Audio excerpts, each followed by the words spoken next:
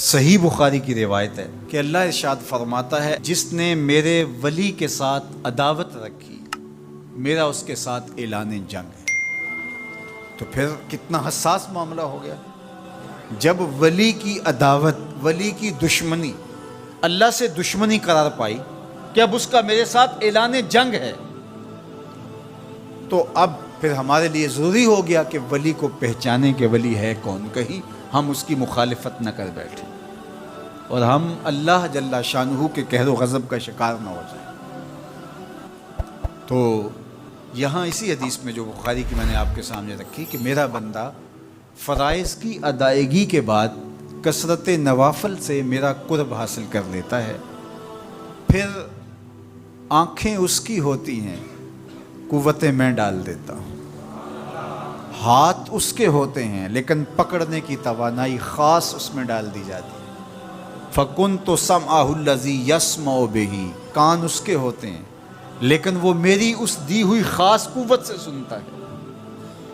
ہاتھ اس کے ہوتے ہیں لیکن پکڑائی کی قوت خاص طور کے اوپر میں اس میں ڈال دے۔ پاؤں اس کے ہوتے ہیں لیکن وہ میری عطا کردہ خاص قوت سے چلتا ہے۔ آصف بن برخیہ آنے واحد کے اندر تخت بلقیس لے آیا کہ نہ لے آیا؟ قرآن نے بیان کیا نا، آنے واحد میں 1 مہینہ جاتے ہوئے لگتا تھا، 1 مہینہ آتے ہوئے لگتا تھا۔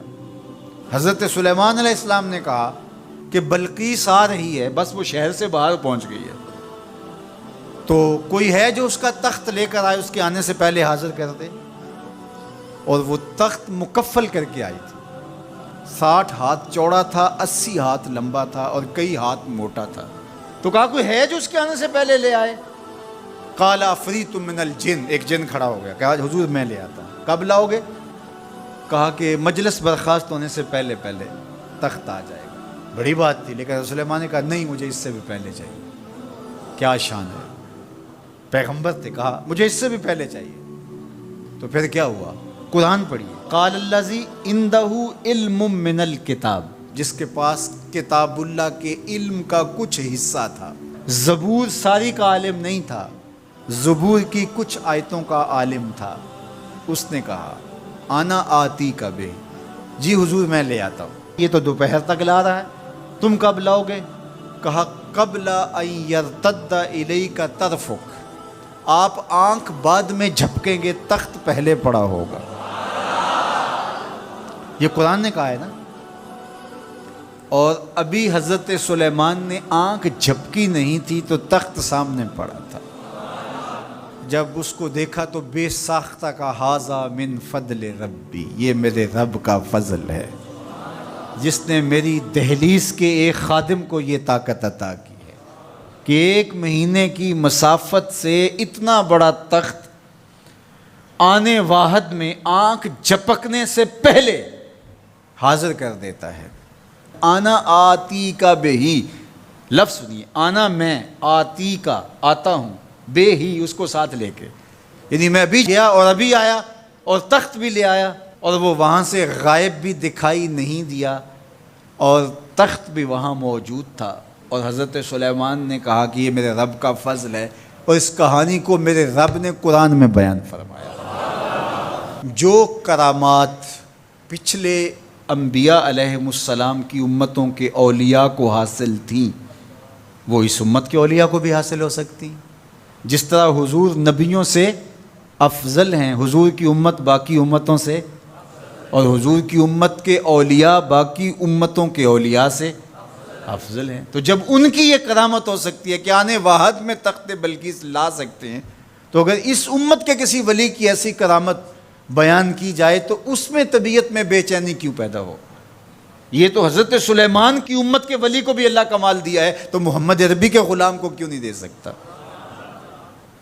تو جو حضرت شاہ نقشبند بخاری علیہ رحمہ کا ذکر کیا جاتا ہے کہ جب آپ کی خادمہ کو اور آپ سے عقیدت کا دھم بھرنے والی خاتون کو کابل میں محل کی چھت سے دھکا دے دیا گیا، اور جب وہ نیچے پہنچی تو حضرت شاہ نقشبند بخاری علیہ رحمہ نے اس کو جو ہے وہ آسانی کے ساتھ زمین پہ رکھ دیا، تو حیرت سے آنکھیں پھٹی رہ جاتی ہیں اور پوچھتی ہیں کہ آپ کب آئے، آپ تو بخارے میں تھے؟ تو برجستہ بولتے ہیں تو از چبارہ آمدی من از بخارا آمدن، تو چبارے سے چل پڑی تھی، میں بخارے سے چل پڑا تھا۔ تو یہ حضور کے غلاموں کی شان ہے، اور یہ کوئی جو ہے وہ بعید نہیں ہے۔ باقی رہی بات یہ عقل نہیں مانتی، تو معجزہ اور کرامت ہوتے ہی وہی ہیں جو عقل انسانی کو عاجز کر دیں۔ جو عقل میں آ جائے وہ تو فن ہوگا۔ ما یعجز بہ العقل، عقل کی جہاں پہنچ نہ ہو، جو ظاہری اسباب سے ماورا ہو، جو چیزیں ما فوق الفطرت ہوں، تو انہیں ہی تو کرامت، قدرت یا معجزہ کہا جاتا ہے۔ اور اگر وہ عقل اور فہم اور ادراک میں آ جائیں تو پھر جو ہے وہ کیا ہو۔ تو اس کی نظیر ہمارے پاس قرآن میں موجود ہے۔ اب اللہ کا ولی کون ہوگا؟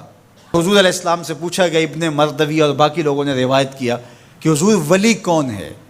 تو حضور علیہ السلام نے ارشاد فرمایا، اذا رؤوا ذکر اللہ، جس کو دیکھو خدا یاد آ جائے، جس کو دیکھنے سے رب یاد آ جائے، جس شخص کی صحبت میں بیٹھ کے رغبت دنیا کم ہو اور رغبت آخرت بڑھ جائے، اس کی صحبت غنیمت سمجھ۔ اچھا، قرآن نے جو ولی کی علامت بیان فرمائی وہ یہ ہے، الذین آمنوا وکانوا یتقون، یعنی ولی کی جو علامتیں ہیں وہ ایمان اور تقوی ہے۔